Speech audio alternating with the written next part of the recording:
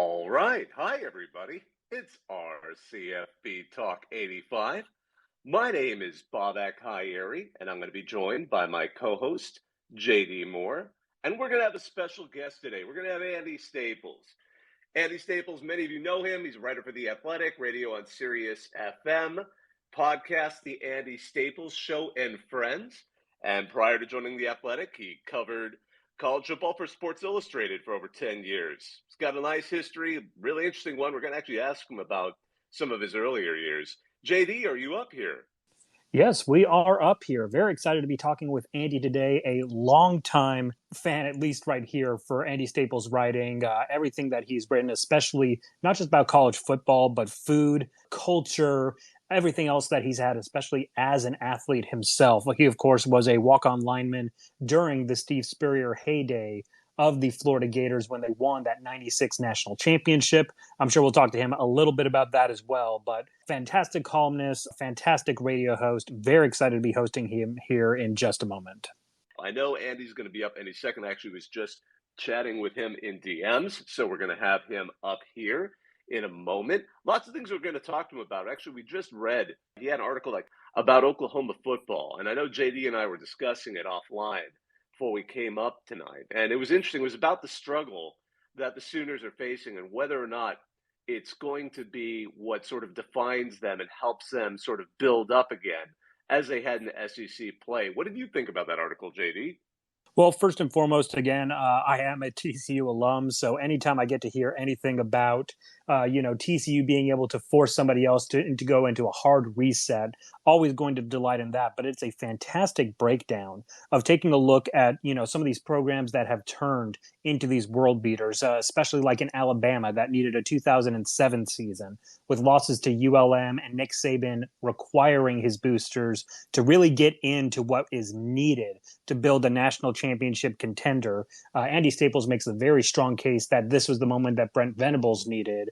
It's one thing to feel a little bit of pain to see Lincoln Riley take a different job, to have an inconsistency in head coaching for the first time in 20 years, but it's something else entirely to be completely surprised, not just by Kansas State, but also TCU just coming in and absolutely throwing down on Oklahoma, especially after they had been struggling against the Sooners for so long after they had joined the Big 12. This was a definitive win for TCU and definitely a definitive loss for Oklahoma. I think everybody kind of expected at least a step back with Brent Venables in his first year of head coaching. I don't think anybody had expected, giving up 50-plus points to TCU under Sonny Dykes or, having back-to-back losses after losing again to Kansas State. But we're going to talk with Andy about that article because it's a fantastic insight on, when you see these programs take these huge losses, like when Clemson had the huge blowout in the Orange Bowl against West Virginia, and how they turned that into this is what we need to use as our measuring stick to actually feel pain and to know we can't be complacent with being good. We need to improve to great. It's going to be a fantastic conversation with Andy. Another topic we're going to definitely bring up with him are the coaching changes that have been happening. I mean, I know it was interesting in his last column where he's answering reader questions, Dear Andy, Wisconsin was actually the first question that he addressed. JD, what did you think about Wisconsin situation? Man, the Wisconsin situation is very unusual. I think it's and I see Andy has now popped into the chat. So as we continue to talk about Wisconsin and several other things, I am looking forward to seeing Andy come on up here. I know that Bobak is going to get this invite out here in just a moment. But there we go. And of course, this Wisconsin situation, I'm sure Andy will have a lot of thoughts as well. He did the emergency podcast. Andy, it looks like you are up and on here. How are you doing? I'm good. I appreciate you guys inviting me on. The Wisconsin thing's fascinating to me because if you, on its surface, it feels like the most un-Wisconsin thing ever. It feels like a very rash move for a very deliberate athletic department. But when you think about it more, they're giving Jim Leonhard 7 games to prove that he can be the successor. And I think that's really why this is happening when it is. I think that's the main thrust of this, because there will be a loud drumbeat for Lance Leipold. He's a Wisconsin Whitewater grad. He won multiple Division III national titles at Wisconsin Whitewater. So I think this is to give Jim Leonhard the best shot he can have at taking over that job. I think the other thing too is, we always say that this is a very un-Wisconsin thing. I mean, you got to go back to what, 1989 Yeah. from the last time that they fired a football coach, and like 95 from when they fired any type of coach. When they fired, I believe it was Van Gundy as the basketball coach. But when you also look at it, it almost seems like a very Wisconsin way to make a very abrupt seeming decision because, Barry Alvarez built this program in a very specific mold. He had Brett Bielema take over after that. They did one chance with Gary Anderson to try something different, said nope, went back to that original offensive coordinator in Paul Chryst. And now it seems like they're continuing that succession of, we want a Wisconsin man who knows the Wisconsin system. Granted, he's now going to get this extra time, which is the abrupt one, but presumably, I mean, I know Lance Leipold is probably going to be one of those loud voices to be heard on he should take over the job. But are there really any other considerations right now besides him or Leonhard? I think maybe Dave Aranda, because you've got a guy who was successful as a Wisconsin defensive coordinator. You mentioned Gary Anderson doing something different. One of the different things was Dave Aranda shows up running a 3-4, and that's something they've continued to do. Now, if you look at what Dave Aranda's done at Baylor, the initial offense he ran under Larry Fedora was not very good. They weren't very good. He hires Jeff Grimes. They start running the BYU offense. It's not the same thing that Wisconsin does. Wisconsin is a more I formation gap scheme type team. Baylor is a more outside zone type team. But the fact of the matter is Baylor is still a big physical offense, and they're going to punch you in the mouth. And so I think what Dave does would fit very well at Wisconsin. That said, I still think everything sort of trends toward Jim Leonhard being the guy, continuing to have that identity. Because that's the thing with Wisconsin that I think you look at these other programs that have openings. They're trying to find out what they are. They're trying to figure out their identity. Wisconsin knows what it is. We know what a Wisconsin football team should look like. And I think that is a huge bonus. And so if you can find somebody who will allow you to keep that identity, then you're going to do that. So I think that's the reason behind the push to give Leonhard the biggest chance he could get. Andy, I'm very excited to talk more football with you, but of course, I know that you were coming in a little late because of a new bet that you had with Ari. I would love to hear a little bit more about being able to have a steak dinner and Ari getting to learn a little bit more about the customs and traditions that one has to experience when you're in College Station. What can you tell us about this bet that y'all had? Well, we didn't. This was not a bet. This was just we're on a road trip, and what I wanted to do was kind of show him the SEC from the inside. He's never been to a big on-campus SEC game. He went to A&M Arkansas at Jerry World a few weeks ago, but he's never been to one on campus. And so we picked this one before the season started, and obviously A&M Alabama, you know why we picked it. Everything that happened between Nick Saban and Jimbo Fisher in May, we figured, this is going to be spicy. Well, it is very spicy, but for very different reasons. And so we're in College Station right now. We met up with one of the Yell leaders today. So Ari is actually married to an Aggie, but it's funny. This is a little trip inside the mind of Ari Wasserman. He's been watching Yell leader videos obsessively, just trying to figure out what they're saying, what all the moves mean. And so we get to College Station today, and we'd set up a meeting with one of the senior Yell leaders. And it's a guy named Kip, and he took us through a lot of this stuff and explained a lot of the stories behind everything. And there's a little bit on Twitter that I've put out already, a little on Instagram. But if you want to hear the whole thing, you can hear it on the podcast tomorrow. It's hysterical. This guy, Kit, is amazing. He's awesome. But he explains all this stuff. And Ari's like trying to do the moves and trying to make the noises and trying to speak the language. And it's pretty incredible. So we're going to do that. We're going to work our way out of Texas into Louisiana, Mississippi tomorrow. We're going to be at Ole Miss on Wednesday. We're going to be in Tuscaloosa on Thursday. And then we're going to the game on Saturday. So he's going to understand the SEC a lot better after this week, I think. But it was really fun getting to know what the yell leaders do, because A&M's a new SEC school, and I think people look at it like, these guys are weird. What is going on here? And I think one of the things that makes college football so great is that everybody has their own thing. Everybody has their traditions. These are the things that we've been doing for 75 or 100 years. And, everybody else thinks they're strange. But to the people that do them, they're sacred, or they're just something that gives them really good feelings about the time they were in college. And, you look at those yell leader videos, the midnight yell practice videos. And it's interesting because if they shot those videos from the back of the yell leaders, where if you're looking into the crowd, you would see that they're talking to 40,000 people at midnight on a Friday night. And that's just wild to me. I didn't go to Texas A&M. I went to Florida. You couldn't get that many people at Florida Field on a Friday night. You just never could.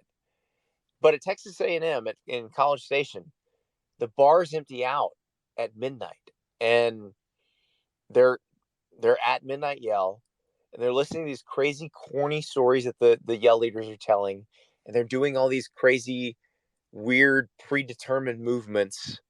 But to them, it is second nature. It's tradition, and it's just cool. Like that, it was great learning about it. And so, watch that video tomorrow when it comes out on the podcast. It'll be on our YouTube channel on the Andy Staples Show, and it's just fun. And I think letting Ari get to experience some of this stuff, experience some of these towns, I think is a lot of fun, because I've been very lucky in my job. I got the job at Sports Illustrated in 2008, and then moved to The Athletic in 2019. And I've gotten to go to a lot of these schools and see what all this stuff is about. And after a while, you almost take it for granted. But to watch somebody experience it for the first time is really cool. Like before the press conference where the A&M players talked and Jimbo Fisher talked, I walked him out onto Kyle Field, and he's just staring up at the stadium, and it's like, wow, this is amazing. And he's trying to picture it full. And I'm thinking back to, and I cover that 2016 Tennessee Texas A&M game. I think it was double overtime. And I remember Trevor Knight was the quarterback for A&M. I think Josh Dobbs was Tennessee's quarterback. And I remember them meeting at midfield right before overtime started. And both of them are just smiling like, can you even believe this is happening right now? And so letting somebody else see that for the first time. And so he'll see his first game at Bryant-Denny Stadium on Saturday. And I can't wait. Like, I cannot wait. I was telling Kip, the yell leader who taught us all this stuff today, I was saying, okay, make sure you're on the field 30 minutes before the game when they start doing Sweet Home Alabama, when they play Sweet Home Alabama, because you'll tell your grandkids about it. And, right before Alabama takes the field, when Bear Bryant's voice comes over the loudspeaker, like, you will tell your grandkids about that, because it's just cool. So I'm very excited that Ari gets to experience all this stuff for the first time. Yeah, absolutely. I mean, I laugh because, as you mentioned, that incredible game between Tennessee and Texas A&M, that was also my first experience down in College Station. And I was actually covering that game for a previous entity. So I got to be on the field for that exact moment, when the fumble happened to go kick off overtime, just to hear the explosion of the 12th man. I went to the Midnight Yell the night before that. And again, I thoroughly recommend to everybody, go experience it at least once. You will walk out confused and horrified, but you will also be amazed. You will also be amazed at what you see in that. I understand it so much more now, because he told me some of the, like, I didn't realize the whoops. There's a different whoop for each class, whether you're a freshman, sophomore, junior, senior. So now I know why, because it's the Wildcat that was in the hills outside College Station that they sent the freshman out to shoot, and he couldn't do it. And the sophomore couldn't do it. And the junior couldn't do it, but the senior did it. All facts, all facts. And, at least at College Station in Texas A&M lore, all lore is fact. And again, I thoroughly cannot recommend enough to y'all. Go to a game down there. Go try the Midnight Yell. Just go witness something that you cannot find at any other university. Yeah, I have to just add to that. Whenever I hear about the traditions at Texas A&M and some of the other schools, but A&M in particular, reminds me of old school tradition in schools. I mean, some of the wackiness you hear in like Britain, I mean, Exactly. the rugby college school, which was more of a, a high school when we were talking colleges in England and in the Commonwealth, like they freaking invented rugby. That's why it's called that. It's because a student there invented it. Or, like Westminster Abbey, the school attached to it, they have this whole thing where they toss a pancake in the air and then the students fight for it for a minute. That's like the tradition. So when you Right. see things at AM, it's like, oh, we're all predecessors, or successors to the British, school tradition, and they Well, do it's wacky like stuff. the term boat raced is based on the boat race between Exactly. Oxford and Cambridge. The oldest college rivalry, you could argue easily. Yeah, absolutely. Hey, Molly, you've been really patient. I know you've wanted to ask a question, and we'd love to have you. Again, if any of you out there want to have a question for Andy or want to just chime in, we'd love to hear from you. Just hit request. And that's the moment the mic monster struck. It always tends to come up at the weirdest second. So when you get a chance to unmute, Molly, we'd love to hear from you. Andy, one thing I did want to ask you about. Oh, wait, Molly, now we can hear you. What's up? I hear a lot of squealing from your microphone. Feels like whistling. It feels like somebody's whistling at a practice. Yeah. Or is it more of a fire alarm? I can't tell. Well, once you get that sorted out, we'd love to hear from you. We're gonna go ahead and remove that, and let's see if we can get that started again. Anyway, but Eddie, I always was curious because you started football kind of late. You sort of halfway through high school got started with the sport. Well, not halfway. So it was my sophomore year, and actually, I quit the team my freshman year because I was tired of doing belly busters, or some people call grass drills, and some people call up downs and push ups, and I walked off the field, and it was one of the most embarrassing things I've ever done in my life, and I felt awful about it. And I remember saying to the coach, "You don't need me," and I felt terrible my freshman year. And every time I passed somebody who played on the freshman football team at my high school, I thought I was just so ashamed, and I didn't want people to think of me that way. And so I was like, you know what? I'm going out again for JV as a sophomore, and I'm going to stick this out. And it's funny because the coach that was so hard on everybody as a freshman, well, they moved him up to JV. So I still had to go through all that stuff. And I'm glad I did. It was really good for me. I was too fat to play Pop Warner football. I weighed too much as a youngster. So that was the first chance I had to play tackle football. And I'm glad I did, because I learned so much about myself. And you figure out, okay, what can you take and what can you endure, and you learn that you really kind of like the idea of you get to go to practice and you just get to hit people and nobody gets in trouble, and there's no penalty for it, there's no punishment for it. And so I think I needed that attitude adjustment, and it was very helpful, and it has been very helpful for me going forward in life to realize, hey, you can make a mistake like I did my freshman year, which was an incredibly stupid mistake. If I'd have just hung in there, maybe that finished that day, I'd have been fine. I'd have just gone right through. And so getting a chance to have a do-over, I think, was really good for me. And I learned, hey, sometimes you gotta stick stuff out. It's going to be hard, and there might not feel like there's a reward at the end of the rainbow, but you keep doing it and it works out for you. And I think that's what happened for me. And it's interesting because, so I was on the junior varsity my sophomore year at Lake Mary High School in Orlando, and we were a decent enough program. We had multiple D1 prospects on our team, but we were a pretty average 6A school in Florida when 6A was the biggest classification at the time.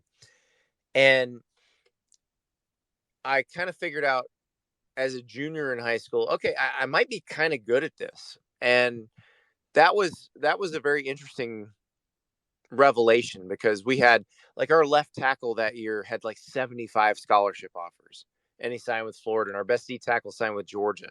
And it was like, okay, so maybe I can do this. Maybe I can do this past high school. Who knows? And so it's one of those things that you think, okay, I'm just here to prove that I can do this because I did this stupid thing my freshman year of high school, and I don't want people to think of me that way.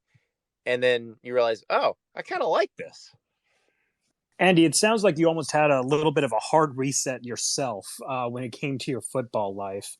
And kind of speaking on those hard resets, I love the column that you dropped today about this TCU and Oklahoma game, where this is kind of that pain that Oklahoma gets to feel to do a hard reset and kind of want to start to push through and do the type of investment that, say, Alabama did when they lost to ULM in 2007, or any other program that's now in that playoff hunt consistently was able to do when they were able to feel some true pain for the first time. I would love to hear a little bit more about your perspective on that and how you came about with this column. So that was originally going to be a little bit different kind of story. I went after week 1 to Norman and talked to a bunch of people, because one thing that I had learned talking to folks in Oklahoma was that they were a little surprised at how many people left with Lincoln Riley. And they thought, okay, so they'd already set aside some money for leaving for the SEC, and any sort of upgrades that they would do staff wise, facility wise, to go into the SEC. But the thought was, well, if Lincoln Riley were still there, everything would be much more gradual, because obviously they've been very successful under Lincoln Riley. I think if Riley had stayed at Oklahoma, Caleb Williams is obviously still there. Maybe Jordan Addison transfers there. So we'd be sitting here watching Oklahoma's offense dominate people. Don't think their defense would be much better. I think it would be kind of similar to what it is now. But because he left, and because a surprising amount of people left with him, it gave them a chance to kind of have a blank canvas. And so I think now they have a chance to evaluate where they are and look at the Alabamas and the Georgias and say, how do we do what they're doing? How do we make ourselves like them? Now, this is happening, and the story I was going to do was about that. In the last couple of weeks, we've seen them just get smoked by Kansas State, where they were physically dominated up front. And then TCU beats them, and not only were they physically dominated up front on defense, schematically, the defense just didn't work, either because the players haven't learned it or the coaches haven't taught them well enough. I'm not entirely sure who's responsible here, but some of that stuff, those big plays, were ugly. Like, you don't see those busts but maybe once a season. There were 2 horrific pass coverage busts in that game that I just couldn't believe, where you've got an inside receiver that is running straight down the field, and the safety or corner that's next to him looks at him and goes, okay, I'm going to pass you off to the next zone. But there is no next zone. There's no other DB to pick them up. And that happened twice. If that happens once, usually you get that correct. It happened twice. And so it does feel like they are feeling the kind of pain. And I talked to Thad Turnipseed, who he's with Brent Venables now at Oklahoma, but he was at Alabama when Nick Saban got there. Dabo hired him at Clemson in 2013 to help build that program infrastructure-wise into what it is now. And he said, I think it's because Oklahoma has not felt that kind of pain. They've not felt like they needed to do any sort of serious changes, because they really have been really good most of everybody's life. And it's kind of true. The 90s were pretty painful for Oklahoma. And like the John Blake era led directly to the Bob Stoops era, which was a correction. But in the 21st century, Oklahoma has just been good. And it was interesting talking to people who'd been there a while, and you hear a lot of them say something to the tune of, well, we've won a lot of games here. And the meaning of that is we don't need these people from the outside coming in to tell us how to win games. But the thing is, they do need that. They need someone to explain it to them because the SEC is a different animal. When you move from competing with TCU and Kansas State and Oklahoma State and Baylor for the conference title to competing with Alabama and Georgia for the conference title, the world is a very different place. And those schools will do anything to stay on top of the college football universe. Oklahoma isn't there yet. Oklahoma isn't there from a recruiting standpoint. They're not there from a just schematic standpoint. And they've got to figure out how to get there. They've got, maximum 3 years to figure it out. The 2025 is the latest that they will be in the SEC. If I had to guess, I'd say it's probably going to be 2024 because that's when the new TV contract starts. So they have to figure it out and be better than they are now, because right now they're not capable of competing with the Ole Misses and Mississippi States. I mean, if you're going to go get smoked by TCU, if you're going to go in, I would not be shocked if Kansas is favored against them, which is just a wild thing to think about. But you're not ready for the SEC yet. You've got to upgrade on a lot of fronts. And I think the fact that they are dealing with what they consider to be the bottom. I mean, other programs will be like, listen, you guys haven't suffered yet. But for Oklahoma, which is one of the highest floor programs in the country, I think the only program with a higher floor than Oklahoma is Ohio State. They're just not used to this. I think they're going to look at this and say, you know what? We've got to make some changes. Let's get it done. Let's get ready to be in the SEC. And I think if you look at them historically, if you look at Oklahoma, how much they've been aligned, how successful they've been over the decades, I actually think Oklahoma will wind up being just fine in the SEC. But it may be that this year's pretty ugly, and it kind of forces them to make the changes that make it possible to be better when they get to the SEC. So when you look at Oklahoma right now and what they need to do to be able to compete in the SEC, what are you looking at specifically in this is the number one thing that they have to address? Is it recruiting? Is it scheme? Is it infrastructure? Is it building up support staff and analysts? What is the first thing that you immediately go, this is a huge problem that needs to be solved ASAP? It feels like they know what they need to do from a staffing perspective, and it also feels like they know what they need to do from a facilities perspective. It is line of scrimmage recruiting, offensive, defensive lines. That's what they've got to get better at.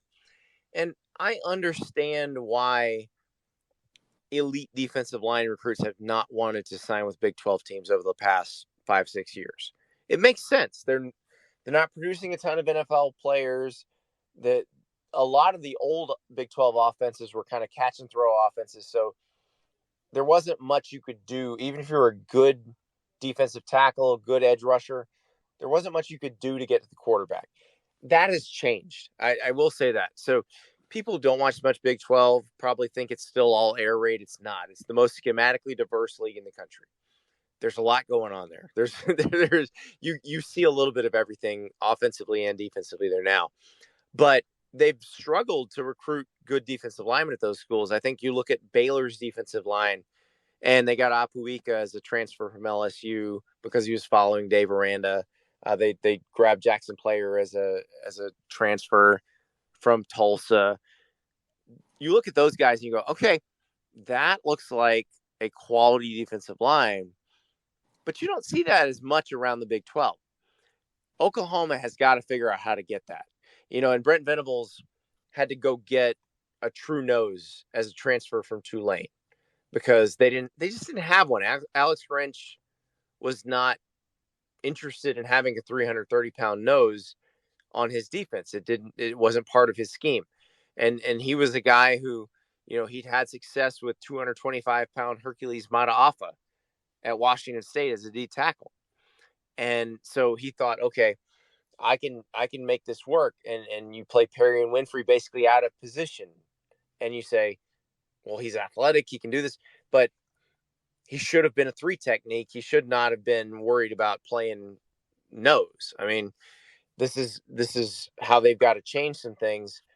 And I think that's the most important thing. And even offensive line, where they've had some good offensive lines at Oklahoma, they had Orlando Brown has become a really good NFL left tackle, but it's not a case where everybody who's come through there has been a pro prospect. Whereas like Georgia, Alabama, if you start there, there's a real good chance you're making an NFL roster. And Oklahoma needs to have an offensive line that has that level of talent. Now, I know we have another person up here who was patient enough to wait. Library football lady, we'd love to hear from you. Oh, Kimmy, what's up? Not much. How are you doing, Andy? How we doing? Doing pretty good. Got to watch the Florida game yesterday. Was decently pleased with that. But concerning what y'all were talking about with Oklahoma, I had never seen them looking that dysfunctional. Because I really didn't start following them till Stoops went to Oklahoma. So they've always been pretty good as long as I've been paying attention to college football. Yeah.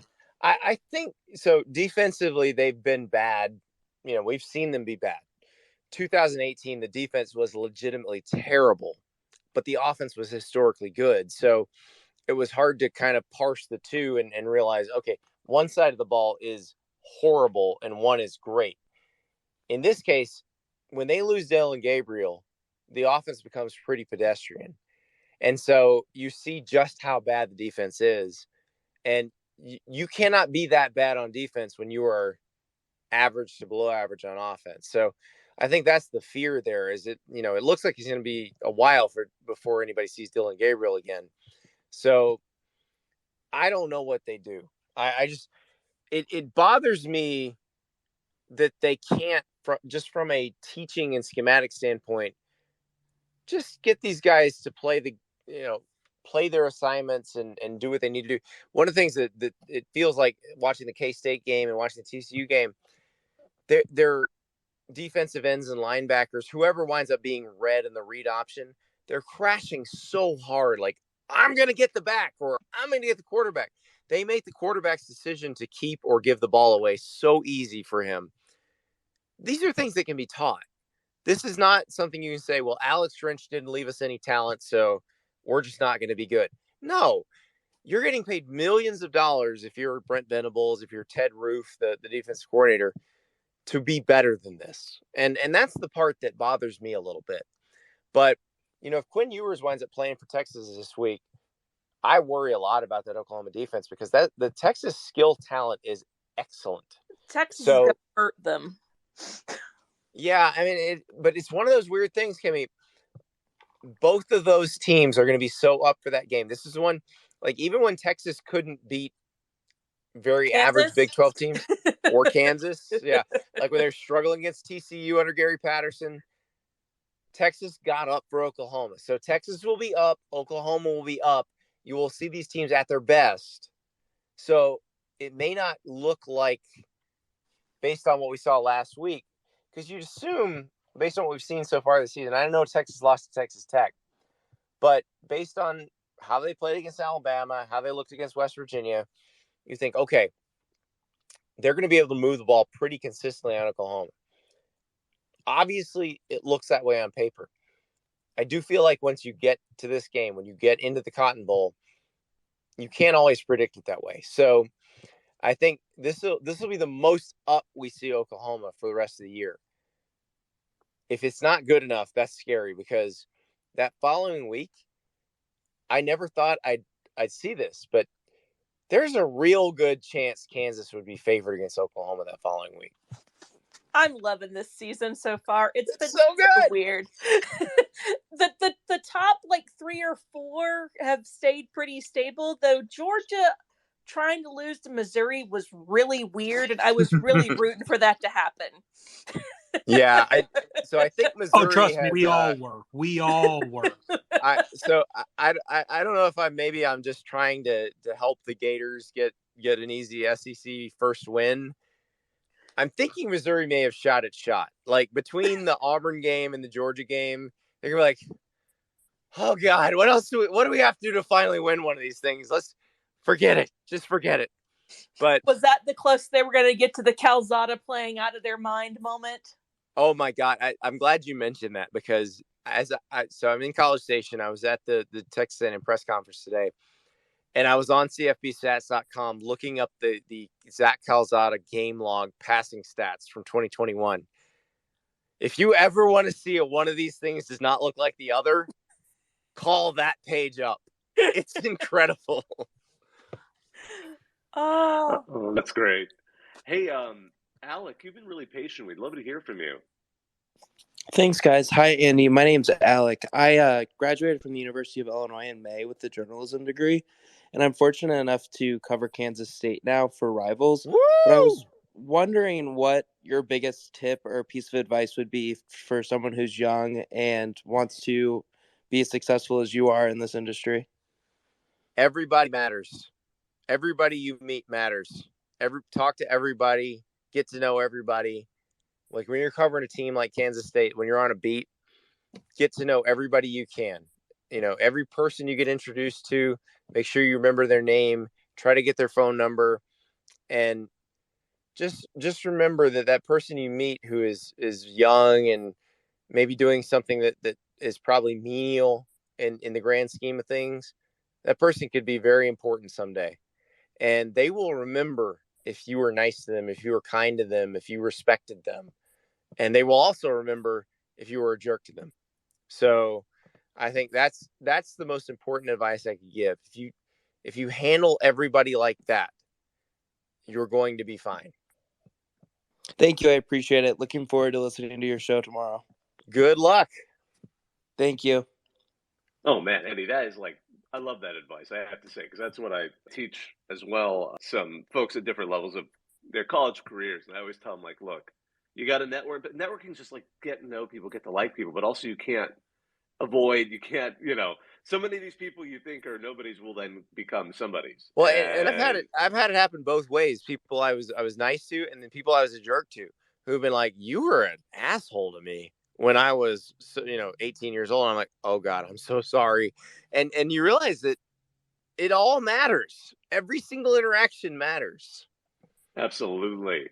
One other topic that's been kind of pressing these days, what do you think? We've been now, I mean, I know it seems to have been kind of beaten in the ground last year, but now we're 2 seasons into NIL. How do you think it's looking right now?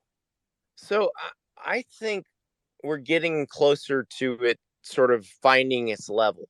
And I realize that everybody who's in the industry wants a congressional law. I don't think they're going to get it. But I do think that for the most part, these collectives and the people who are funding this are starting to understand that spending a lot of money on a 17-year-old is probably a fool's errand. That you're much better off if you're a collective, if you're trying to put some money into this, take care of the guys who have proven they're good already on the field in college, because that way they're going to stay with your school. They're going to be happy. And who knows, maybe if they're like a borderline, 6th round free agent type guy, maybe they come back another year and be a quality starter for another year. That stuff matters. That, you get 2 or 3 of those guys back, you have a very different team the following year. And so I do hope that that's what's happening.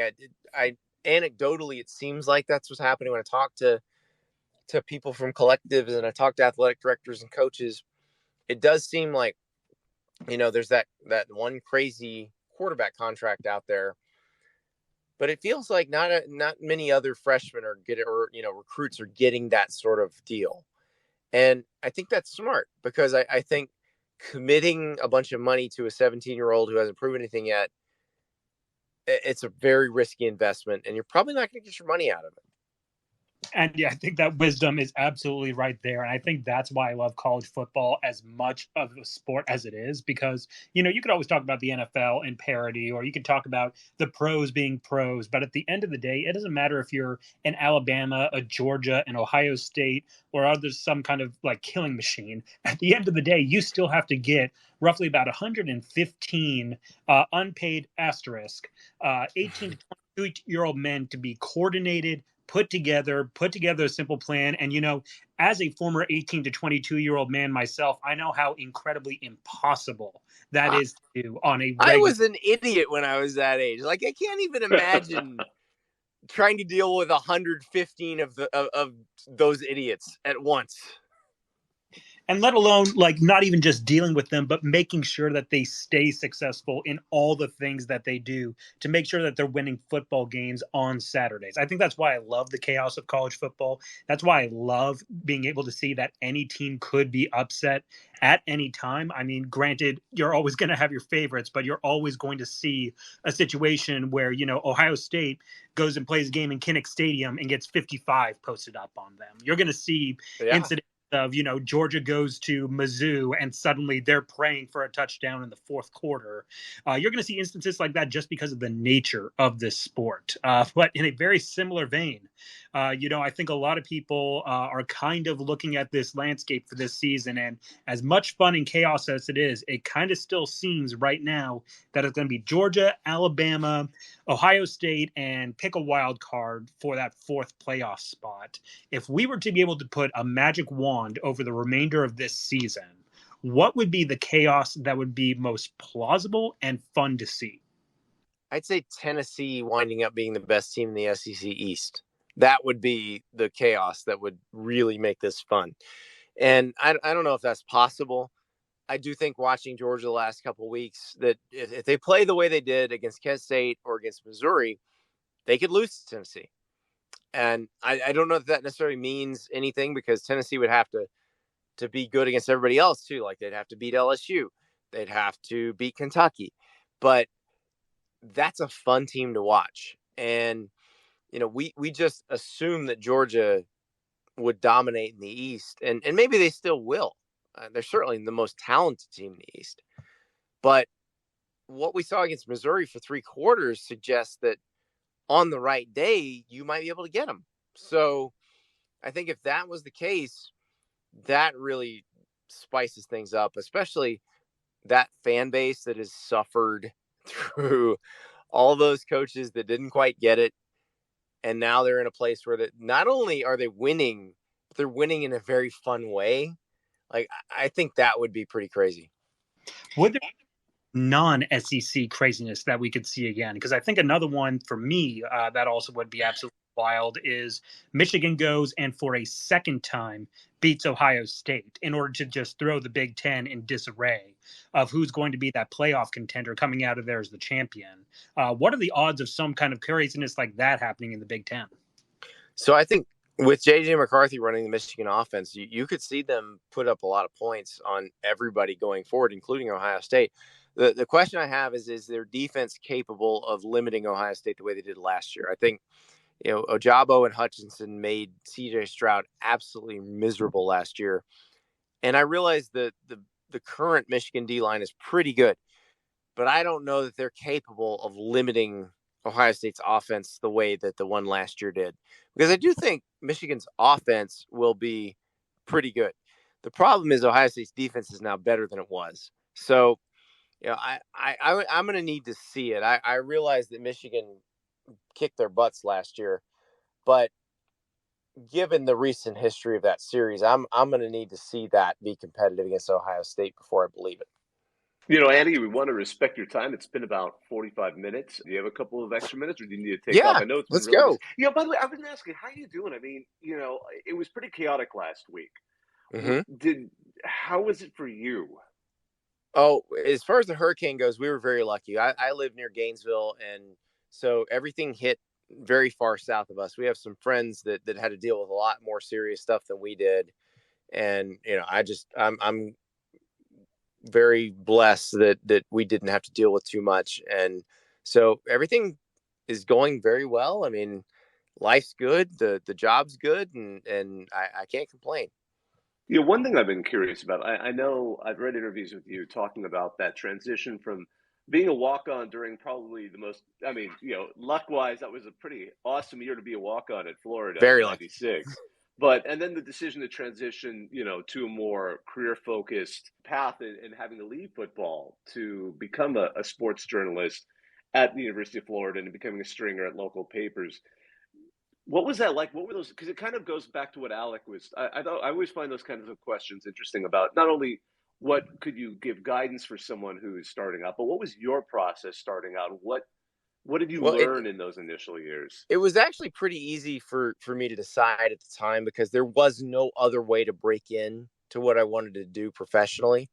Like I needed to work for the school paper. I needed to string for professional papers in the state. I would have never gotten a job any other way. And so it was easy to make the decision to leave the football team. Had it been now, I would have stayed on the football team. I would have stayed on the football team, built my social media presence, would have done things while I was playing football because the lines are more blurred now, and would have had a lot of fun doing it. But then it was much more black and white. Like you could not cover sports for the school paper and be on one of the teams. It was a rule at the paper, and they weren't changing it for anybody. And so I had no choice really. So I think for me it wasn't too hard. But I think had this been a different time, like I look at Mike Golick Jr. and what he's done. You know, he played at Notre Dame. Now, he was a very good football player. Like, he started Notre Dame. If I had stayed on the team at Florida, I still would have never been a starter. I would have been, you know, a guy who got in garbage time every once in a while toward the end of my career. But, like, Mike is so good on the mic. He's so good at talking. And you can parlay your playing career into that now.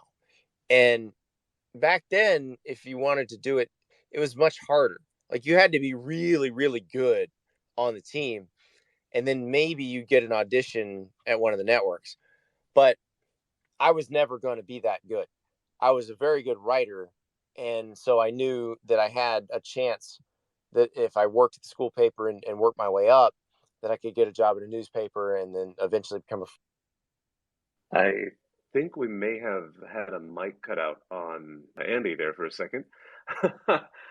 JD, are you still able to speak? I just want to make sure it's not on Yeah, my end. I'm still here. So I'm hoping that Andy's phone didn't die or age something where else like that. Oh, there we go. There we go.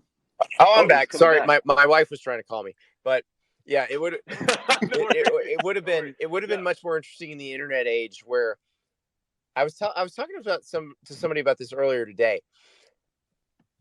The internet really made things a lot more equitable for people trying to break into the business.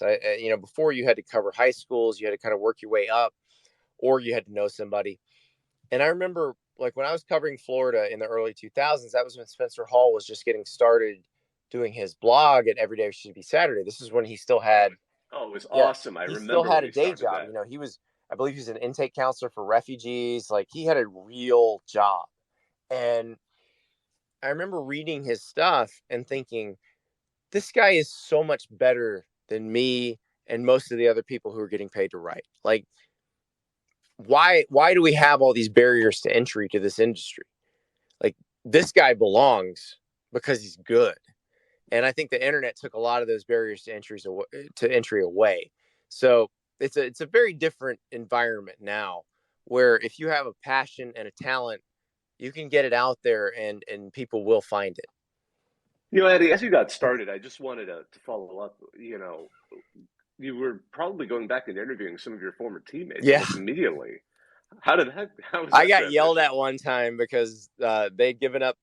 So I played offensive line, and the offensive line coach and several of my former line mates got very mad at me because I mentioned that they'd given up a certain number of sacks, and they're like, you know, a couple of those were the back's fault. I'm like, I know, but a couple of them were your fault too.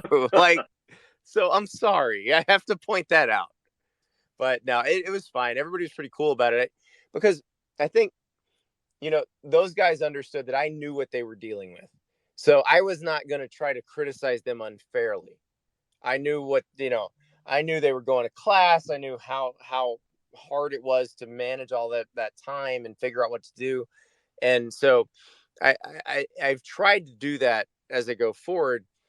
Just respect the fact that these guys are college students. They're trying to deal with a lot of crap at once. There's a lot you're going through as a college student. You know, you're falling in love for the first time a lot of the time. You're dealing with some grown-up stuff that you've never dealt with before for the first time, and you're trying to be on this team that thousands of people are paying attention to. I admire, like, when I meet these college players who are, they've gotten their bachelor's degree in 3 years and they're on their master's degree and they're still playing really well. And it's like, how do you even do that? Like, you make me feel like a complete failure because there's no way I could have pulled this off. Andy, you also have the special insight as a former player. When you talk to these younger guys who are currently going through all their stuff, what would you say is the biggest difference that's happening between guys when you were playing and guys who are playing today in terms of challenges that they have to face? Now, granted, everybody's got to go into the workroom to go lift weights. Everybody's got to go learn scheme. But what's inherently different about college football players and the learning curve today as opposed to when you were playing? There's a camera on everybody's phone. Like, you're under a microscope constantly. When I was a freshman in college in 1996, if you wanted to get a picture of somebody out into the public, you had to take the photo. You had to go get it developed at Eckerd. Maybe you got doubles of it. Maybe you kept the negatives. Then you had to figure out a way to get it on the internet, which most people didn't even have. Most people didn't have any sort of hardwire connection. We're all on dial-up at that point. Like, it just wouldn't happen. Now, if you have even a moment of stupidity as a college football player, it's immortalized forever.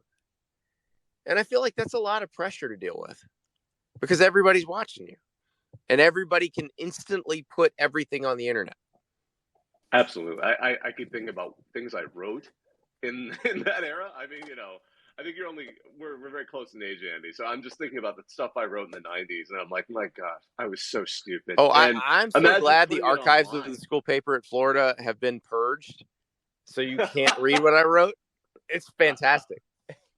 In the dead of night, you went back there with a torch. Exactly. Gosh, it was so funny even when you joked about when you were talking about what happened with the call. At first, I'm like, imagine you were using old dial-up, and no, I'm on the field. That's the end exactly. That's the end of the Twitter chat. I'm downloading these songs on Napster. What are you doing? Somebody picked up a receiver. Damn it. Well, Andy, we really appreciate you taking the time tonight to talk to us. We know it's been about an hour, and we want to respect your time. Thanks so much. It was great chatting with you.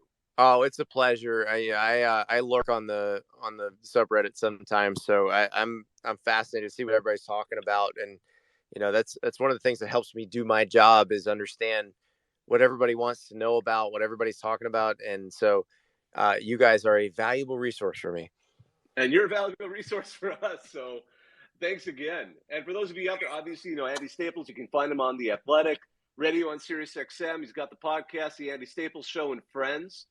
Don't need to tell you much more than that. You can find him just about anywhere.